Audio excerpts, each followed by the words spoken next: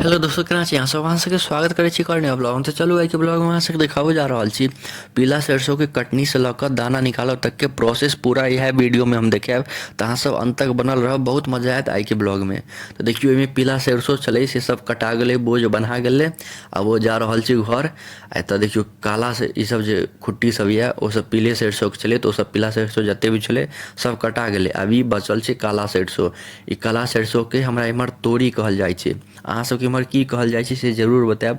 अगर अहाँ सबके नहीं पता है काला सरसों से देख लिअ, ओकरो हम ब्लॉग डालब। अखन चलू अहाँ सबके हम पीला सरसों देखाबै छी। ओ घर पर गेलैए। ई देखियो इएह काला सरसों छै, ई बाद में कटेतै, एखन और टाइम छै। तो देखियो ई पीला सरसों छत पर रखायल छलै बोझ बना कऽ, छत पर से नीचा उतारि रहल छियै। आब एकरा पीट कऽ बढ़िया से एहिमे से दाना निकलतै। तो देखियो ई सब पीला सरसों छै। ये देखियो छत पर ये बाकी सब बोझ छै, कनिक नीचा उतार लिया देखियो। और बोझ छत पर राखल छै। इएह छै ई पीला सरसों छै। अहाँ सबके देखियो दाना निकालि के देखाबै छी। ई एकदम पियर हैत। और जे काला सरसों देखे बतेलू ओ में काला रहै छै दाना। दुनू में से तेले निकलै छै, लेकिन मेन ओरिजिनल तेल एकरे होइ छै पीला सरसों के। देखियो पीला होइ छै। तो इएह पीला सरसों छै। तो एते बोझ छै देखियो। और नीचा फेंकलिए दूगो तीन गो बोझ, और बाकी ई सब छै।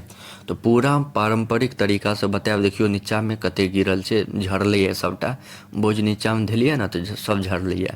आ ई नीचा फेंकलिए सब बोझ के, बढ़िया से बिछा देलिए रौदा में। कनी कड़क हेतै ना तो मजा एतै। तो देखियो बढ़िया से कड़क भ गेलै। तो आब एकरा डंटा से बढ़िया से पीट लेब। देखियो इएह हिसाब से, जे हिसाब से देखाबै छी। डंटा से पीटऽ से पहिले की करब, एहि पर कनिक चलि देबै ना तो जते भी दाना हैत सब छूटि जायत। लेकिन एकरा कनिक कड़ा हुआ देबै रौदा में, मसुआयल रहत तो नहीं छूटत दाना। एकदम हम पारंपरिक तरीका से बतायब, कोनो थ्रेसरिंग कोनो अथी नहीं। एकदम हाथ से केना दाना निकलै छै से हम बतायब।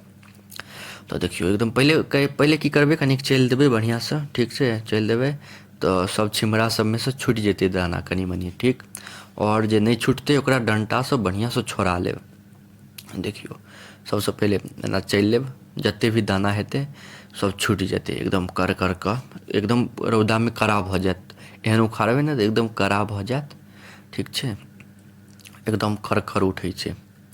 देखियो एकदम कते बढ़िया दाना छै, एकदम पियर पियर ओरिजिनल चीज भेलै अपन खेत के। ओहिके बाद पैर से चलला के बाद जे कनिक बचतै ओहि पर एना डंटा चला देबै तो देखियो एहन निकलि जायत। एकदम पियर, एकदम ओरिजिनल, इएह तो ओरिजिनल छै। तो देखियो ओ सबटा के पीट देलिए, बढ़िया से निकलि गेलै सबटा। आ ओ सब जे छिमरा सब जे छलै टूटि कऽ गिरल, आब ओकरा सबके बढ़िया से एकरा फटकि लेबै। तो ई सूप लऽ लेब जाहिमे भूर भूर नहीं रहै छै, सूप से लऽ लेब। चालनिवला भूर, मतलब छन्नावला सूप। ओहिमे बढ़िया से छानि लेब। देखियो एहि पर धरबै, एना छानि लेबै ना तो ऊपर में ई छिलका सब रहि जेतै और नीचा में दाना खसि जाइ छै। देखियो एहिमे भूर छै से सूप में। तो एहने सूप अहूँ सब लऽ लेब। घर में हैत तो कोनो बाते नहीं, अगर नहीं हैत तो लऽ लेब। अगर हाथ से बनाबऽ चाहै छी तो कमे छलै हमसब हाथे से बना लेलिए, नहीं तो थ्रेसरिंग कऽ सकै छी, ओहिसँ तो आसानी से निकलि जायत। तो देखियो बढ़िया से छानि लेलिए। और एकर जो ऊपरका अथी सब निकललै, चिम्मी अथी सब की कहै छै ओकरा, खोइए छिलका सब, ओकरा सबके हटा देलिए। फेर एनाही निकालि लेब। और जे जते भी छलै ना एहन निकललै सबके बोरा में कसि लेलिए। एक बेर बोरा में उठा लेलिए, और जे बाकी कचरा छलै ओकरा साइड कऽ लेलिए। अब एकरा बढ़िया से देखियो छनै छै तो केना गिरै छै नीचा में पीला सरसों। तो इएह तरीका छै, एकदम आसान तरीका। देख रहल छियै कते बढ़िया से निकलि रहल छै। अखन नहीं भेलै, अखन कनिक और हेतै। एकरा बढ़िया से छानि लेबै, ठीक। आ ई देखियो ई पूरा जे की कहै छै डंटा से पिटलिए ना तो एहन निकललै। एकरा बढ़िया से चालनि में छानि लेलिए। सूप वाला जे चालन होइ छै ओहिमे बढ़िया से छानि लेलिए। छिमरा सब अलग भऽ गेलै, दाना अलग भऽ गेलै। देखियो कते बढ़िया से एम्हर बढ़िया से दाना सब अलग भऽ गेलै। अलग सबटा के कऽ लेब, अथी छिम्मी सब, छिलका सब। तो ओ भऽ जायत। ओहिके बाद आब गर्दा निकालऽ के बेरी छै। तो सूप लऽ लेब, एहिमे बिना भूर वाला सूप छै ई, एकदम जे प्लेन सूप होइ छै ओहिमे सूप में पीला सरसों लऽ लेब। आ बढ़िया से फटकि लेब। देखियो जे हिसाब से देखा रहल छी अहाँ सबके, ओहि हिसाब से बढ़िया से फटकि देबै जे पूरा गर्दा निकलि जेतै। देखियो कते बढ़िया से निकलि गेलै, एको रत्ती गर्दा नहीं छै। ई के जे काला काला या ना, ई काला काला ओ वाला सरसों छै, काला सरसों। ओहिमे छलै ना तो कोनो कोनो काला सरसों काटि कऽ आबि गेलै। तो ओकरो दाना एहिमे मिल गेल छै कनि मनी, तेँ कनि कनि बीचमे काला लगैत हैत, तो काला सरिसो छै। तो देखियौ बढ़िआँसँ फटका गेलै। अब एहिमे धरू कोनो बर्तनमे, आब बर्तन भरि जायत तऽ फेर बोरामे उझैल दियौ, बस इएह तरीका छलै।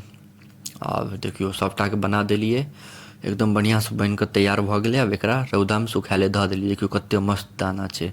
आब कनि कनि जे कारी कारी लगैए ओ काला सरिसो छै, जे खेतमे छलै एगो दूगो नहि छिम्मी कटि कऽ आबि जाइ छै तऽ ओ छै। तऽ देखियौ कतेक मस्त बनि कऽ तैयार भऽ गेलै। ये आसान तरीका, एहने तरीका छै सरिसोके दाना निकालऽके। बस एकरा 2-3 रौद बढ़िआँसँ सुखा दियौ आओर बोरामे राखि दियौ। तऽ अहाँ सबके एतेक देर तक देखऽ के लेल धन्यवाद।